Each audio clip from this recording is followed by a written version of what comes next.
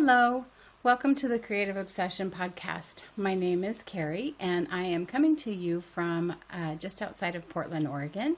Today is August 3rd. Yes, today is August 3rd. Today in the Portland area, it is 100 million degrees. It's supposed to be 107 today, which is like 38-ish, I think, in Celsius. It's hot. We're breaking records. I don't think Portland has ever been this hot. It's not good.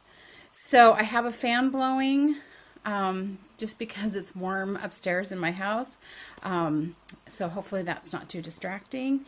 But anyway, welcome. You can find me on Instagram and Ravelry. I have an Etsy shop. It's all under the Creative Obsession.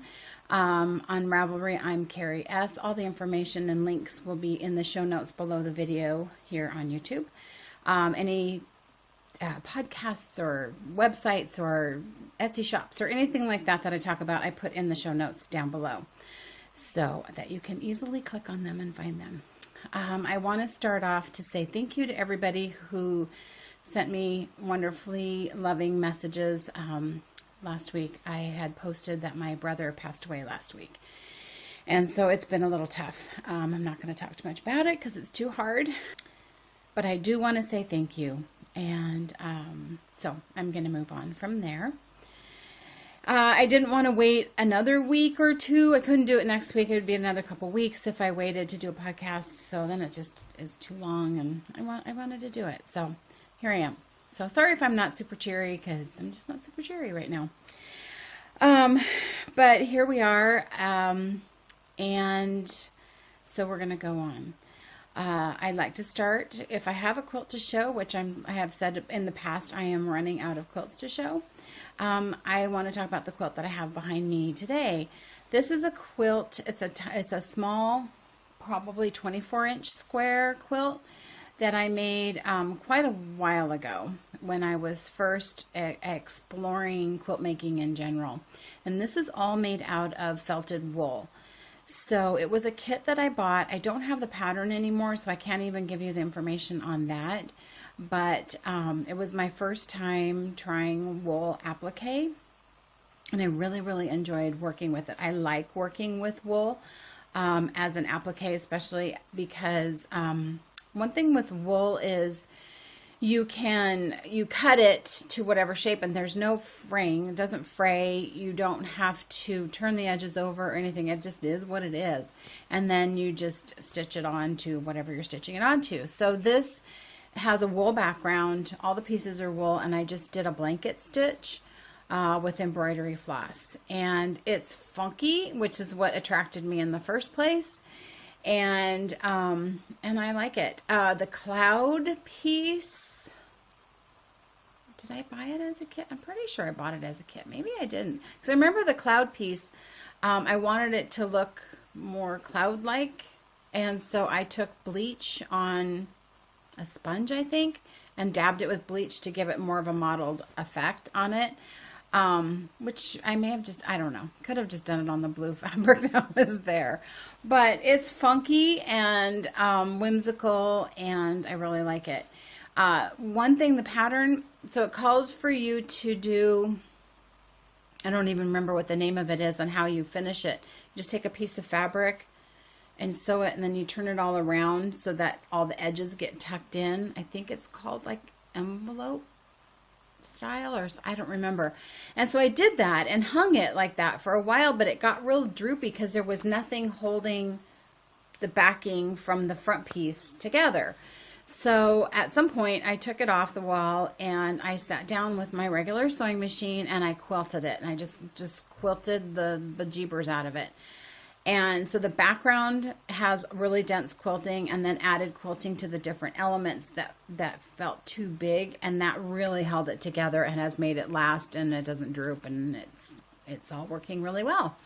So that was my first dabble into wool applique, and I don't make the time to do it.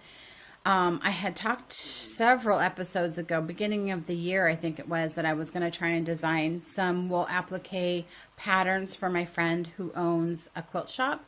But that didn't end up turning out as we had hoped it would, because her style for her shop is very like primitive style, Civil War-ish style. It is so far from my style. This is my style, something colorful, something whimsical, and so even though I was drawing things out, it wasn't anything that she felt she could use in her shop, because as much as I tried to keep it in the style of her shop, it just isn't my style, and so it's not what comes naturally to me.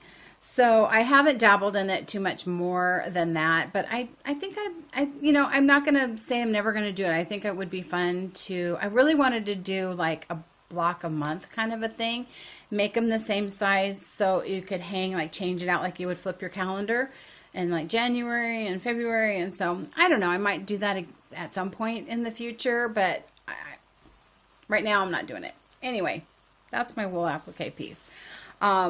I don't know what I'm going to do backdrop wise when I don't have quilts to show, because I don't know. We'll have to see. We'll see what happens when that happens.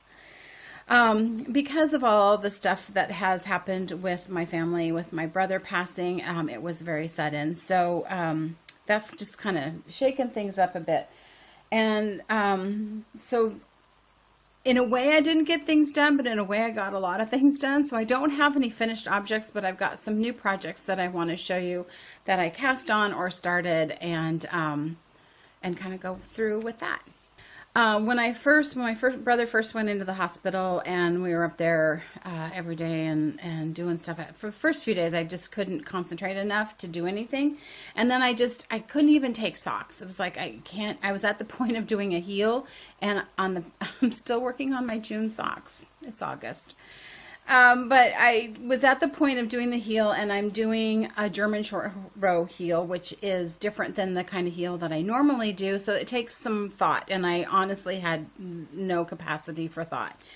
So I had seen on Instagram, Kay, who's Morning Thaw Knits on Instagram, showed her fingering weight like scrap blanket that she's doing corner to corner. And I thought, that's perfect. That's what I need to start.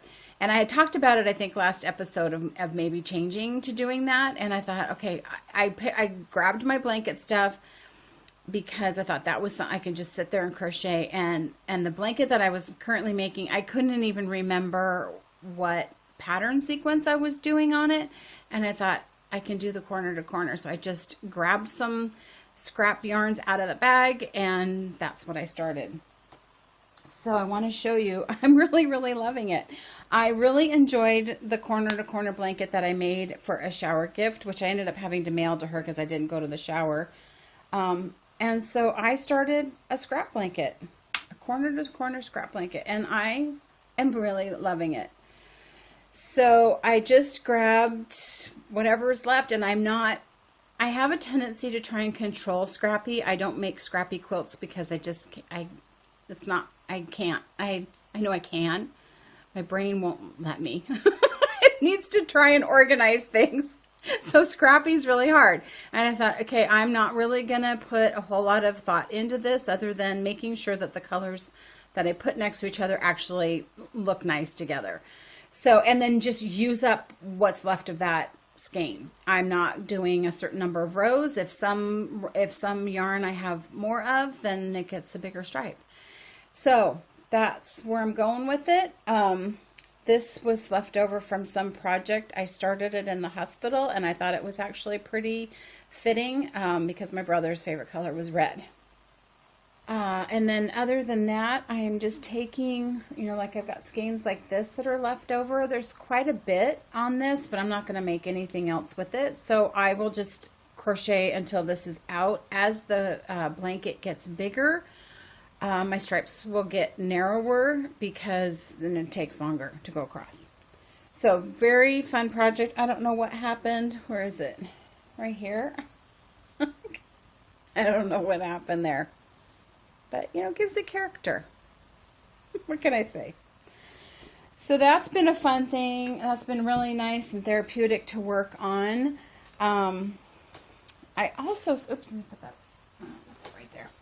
Something else that I started since the last time I recorded was I started the Colors of Love shawl.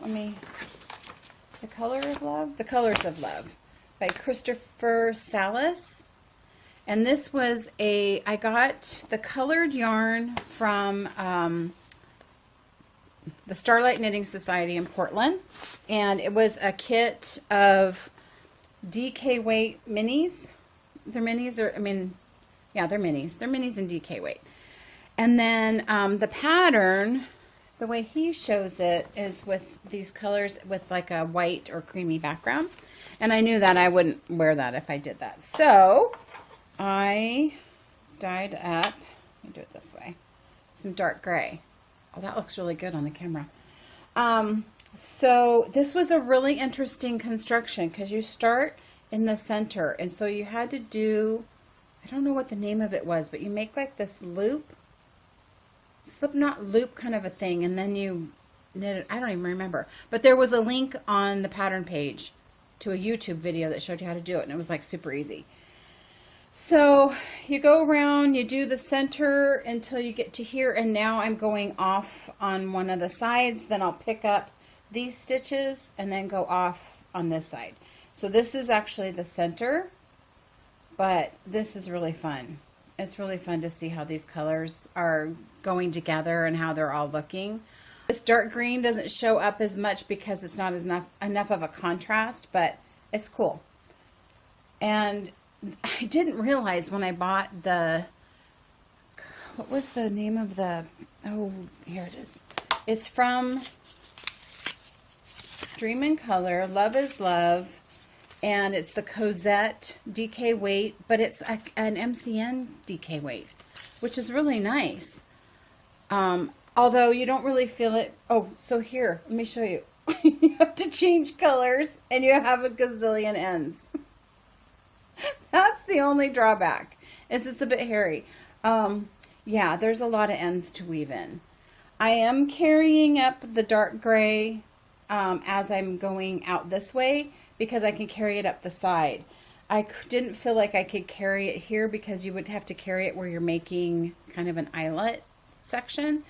So anyway, that's all right. It's a lot. That's a lot. But I'll do it. I will do it. So this has been fun to knit. DK weight definitely knits up faster than fingering weight, so that's a plus. And it's rainbow. And what is there not to love about a rainbow? So I'm loving the pattern. It's a well-written pattern. It's pretty straightforward. You know, and it's kind of like anything that you do striped, whether it's socks or whatever. It's like you just want to get to the next stripe, and I'm doing the same thing here. So that is my Colors of Love shawl coming along nicely. Another thing that I started, I was all ready to start my So Faded sweater, which I had talked about previously.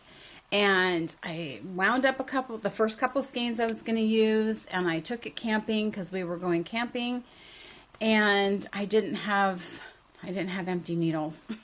So I had to wait, which was probably fine.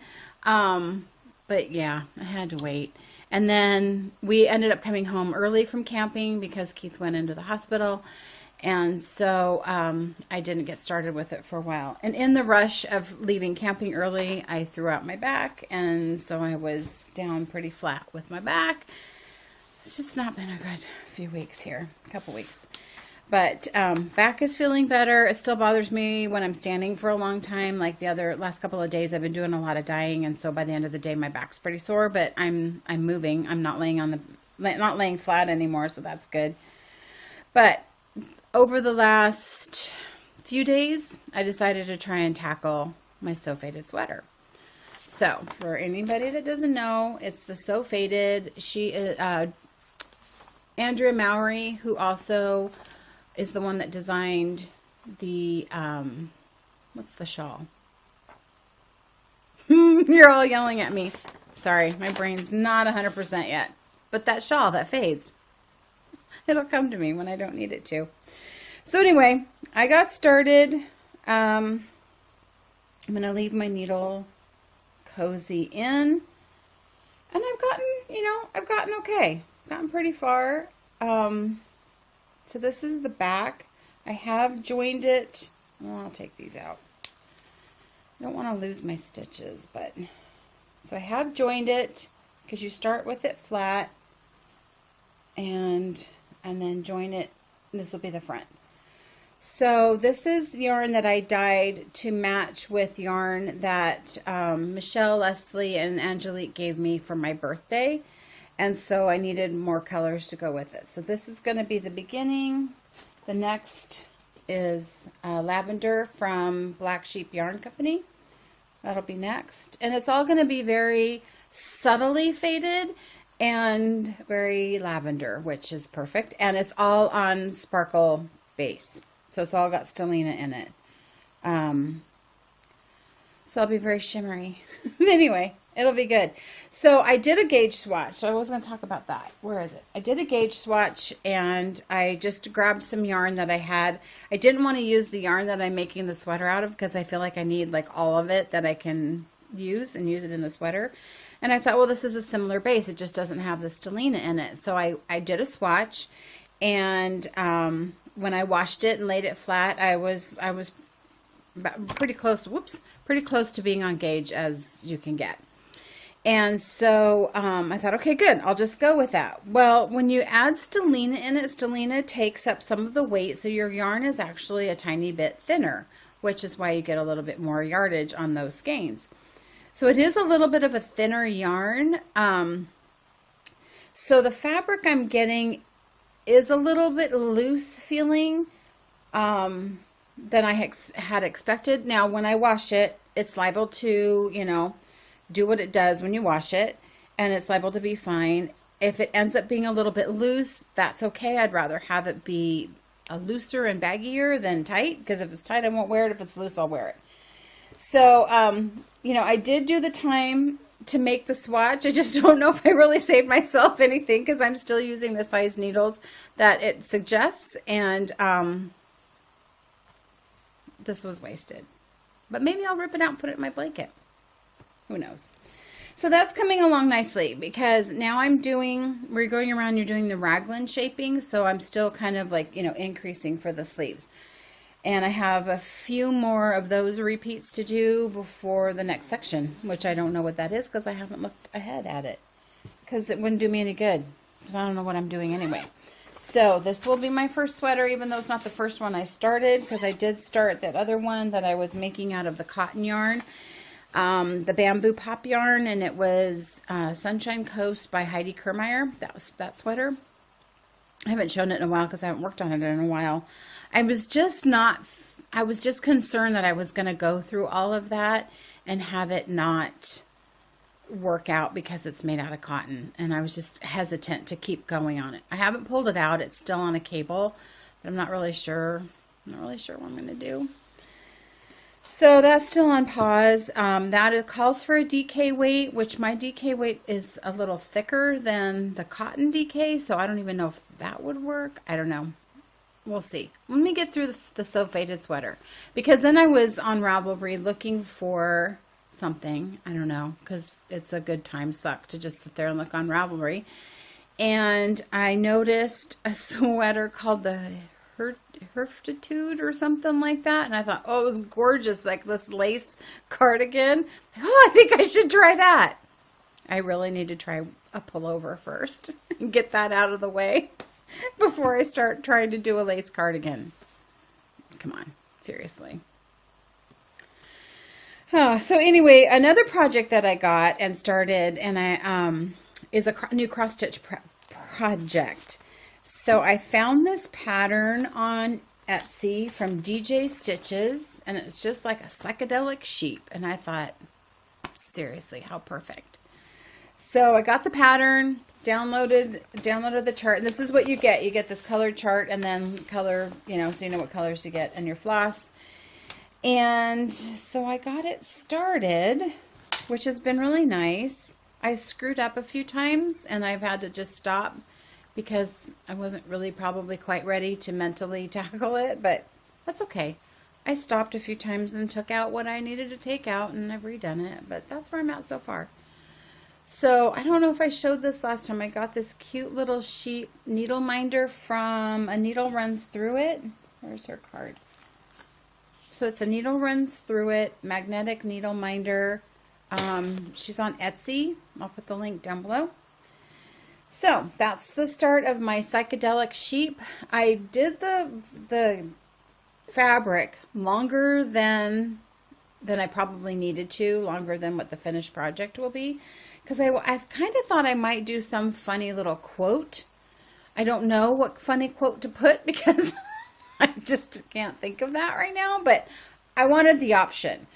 So unfortunately, that'll make it harder for me to frame, but I can make a pillow or something. So the sheep will probably only go to like here, and then that gives me a few inches to do some sort of wording if I chose to. If not, I'll just cut it off, and it's no big deal.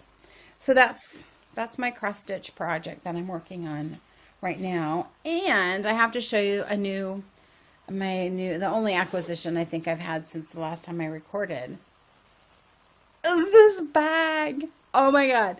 Okay, so this is from Chestnut Fibres, which is on Etsy. And she's out of Canada, and she had posted this. I just posted on Instagram, like, okay, it's the last of these little forest creatures, and I'm like, I have to have that owl.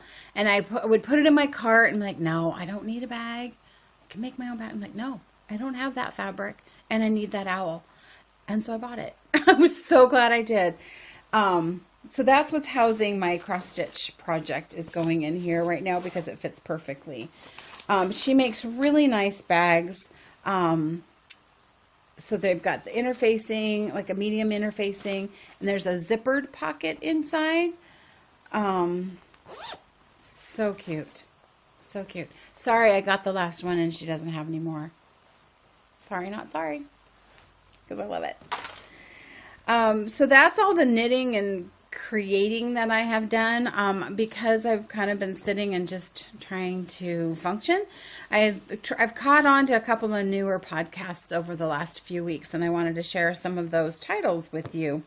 One of them is Jake and Ray, who are Dogstar Knits. Well, Jake is Dogstar Knits, but they're doing the Dogstar Makecast. Dogstar Knits Makecast, and so it's a podcast, basically. With Jake and his wife Ray, and I really like it. They've got one episode out, and then they just recently had a giveaway announcement kind of episode. But I like it. I like I enjoy them together, and they're interesting. And Jake is the dyer behind Dogstar Knits yarn, and yeah, I think it's a good one. So definitely check them out. Another one was recommended on David's podcast. David of the Dogstar podcast recommended Sweet Tea No Shade with John and Scott, and they're a cute couple. And I'm trying to catch up on some of their episodes. They have a few more episodes out, so I'm trying to catch up with those. And just this, I don't know, I kind of was watching out of order, I think. And one of them that John showed, he had hurt his wrist, and he was doing Portuguese knitting, which I have seen Stacy from Very Pink Knits show, and I just thought, ugh. But he was able to do it even with this injured hand, and I thought I may need to kind of look into that a little bit because my hands and my wrists have been really, really sore, and I think it's because I've been doing more, but instead of other stuff. But I don't know. It was interesting to watch him, and it's just funny because John's a knitter, but he hates knitting. So they're funny. Another one I came across is Joy, who is the anxious knitter, and she's just funny. She's a cute little thing, and she's really funny. I've only watched a few of her episodes, but I've enjoyed them, and I look forward to watching more of those. And then the last one, I'm still trying to get through the first episode because it was a long one, and I'm just watching in little shots, is the Cloud Society podcast. They're a couple of friends who are knitters. They live in the San Francisco area, and they're both lawyers. And I enjoy their humor, and it's probably more PG rated, not quite R PG rated, so very adult-ish, and they're funny. So I'm still trying to get through the first episode, but they've got maybe 10 out now. So those 4 are kind of new ones I've been trying to get through. I have been dyeing, and so I'm going to show you some of the new colorways I'm coming out with, and kind of go through that. But this is all I have for today. I just wanted to touch base with everybody, and thank you all for your kindness, and I really appreciate it. So I'm going to go gather the new colors and the new yarn, and then I'll come back and show you what those are. Okay, I want to show you some of the new colors, and then I also brought some of my colors that I carry in my shop anyway to show you kind of how things go together. The first one is Squash Blossom. So this has got some beautiful dark greens and some orange and some light green and tannish, and it's a Squash Blossom. And another one is Rainforest, which is just a beautiful beautiful green, emerald green kind of a tonal. Then I've got Iridescent, which is teal and green and some purple and some gray. And another one I have is Honey, which is the color of honey. A little bit of speckling and stuff in there. And then I have Butternut, which is a little more orange. So, oh, and then I stocked up some more Driftwood in there. So then I was like, because this is what I do, I was like, oh, this color would go with this color, and blah, blah, blah. So I've got Mist in there, which is a really light periwinkle blue. Looks really good with that. It also looks really good with that. And then if you put either Royalty or Denim with it, oh, so pretty. And then also the Rainforest goes with that. If you did that with it, oh my goodness. And then Rainforest also looks really nice with Squash Blossom, which also looks good with Butternut or Honey and Honey. It looks really nice. There's just so many combinations. All of that also looks really good with Chestnut. So that's my chestnut color. So I'm starting to do getting more like fall-like colors coming. I'm not having those in the shop quite yet because I want to dye up more batches of that, so I have more to put in there. But I think Butternut might be a little bit limited just because it takes more work. It's harder to get it to set. But so there are skeins in there, like this is on Glitter. I think that's Glitter, or yeah, that's Glitter, which is the gold stellina. I tell you what, this like this with the sparkle, which you can't see probably. Oh my gosh, like so pretty. So I'm trying to put them on different bases so that people that like sparkly can have sparkly, and if you don't, then I have it on my regular lovely base. But yeah, so I will post on Instagram when those colors are going to be going in with an update. I don't know exactly, like I said, when exactly I'm going to do it, because I want to, now I've got these, I want to do more of it. So trying to do that. I get more pots delivered today, I think. They should come today. So I can do bigger batches, which will be nice. So yeah, just kind of trying to change how I dye to try and get more skeins done at a time. So it's a process. It's all a learning process. I swear, I think every time I do something, I change it a little, but it keeps it interesting. So thank you so much to everybody who is still sticking around to the end. I appreciate it. And I plan to record in a couple of weeks where hopefully things will feel a little bit better. I know it's a process, and we'll get through it. So thank you so much. I really appreciate it. Love to you all, and I will see you in a couple weeks.